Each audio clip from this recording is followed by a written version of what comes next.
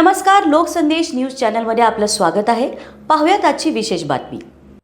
जंतर मंतरवरील दिल्ली आणि देशभर आंदोलनामध्ये जे सहभागी विद्यार्थी युवक झाले होते त्यांच्यावर पोलीस यंत्रणेमार्फत लाठी हल्ला करून आंदोलन चिरडण्याचे अयशस्वी प्रयत्न करून त्यांच्यावर सूड भावनेने जे केसेस दाखल केले आहेत ते सरकारने त्वरित काढून घ्याव्यात आणि त्यांना दिलेली सर्व आश्वासने सरकारने पाळावीत.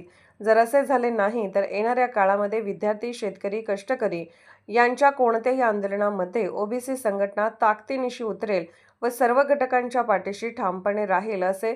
तसेच सांगली महानगरपालिकेने केलेल्या अन्यायी वाढीव घरपट्टी विरोधामध्ये जे आंदोलन चालू आहे त्या लढ्याला ओबीसी संघटना पूर्ण पाठिंबा व्यक्त करत आहे असे प्रतिपादन ओबीसी संघटनेच्या आज झालेल्या काँग्रेस भवन येथील बैठकीत प्रदेश काँग्रेस ओबीसी संघटनेचे तुकाराम माळी यांनी केले. सदर बैठकीमध्ये 9 ऑगस्ट ते 14 ऑगस्ट कालावधीमध्ये होणाऱ्या काँग्रेस पक्षाच्या जिल्हा दौऱ्यामध्ये सर्वांनी सहभागी व्हावे. तसेच येणाऱ्या ऑगस्ट अखेरीमध्ये ओबीसीचा एक मोठा मेळावा आयोजित करून ओबीसी संघटनेची ताकद वाढवण्याचे ठरले.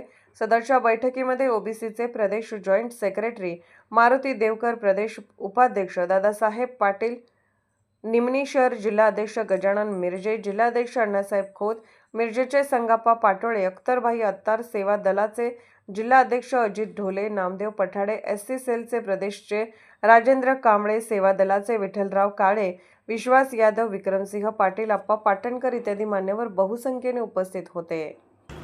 अशाच विशेष घडामोडींसाठी आमच्या यूट्यूब चॅनलला सबस्क्राईब करा, फेसबुक पेजला लाईक करा आणि इन्स्टाला फॉलो करा.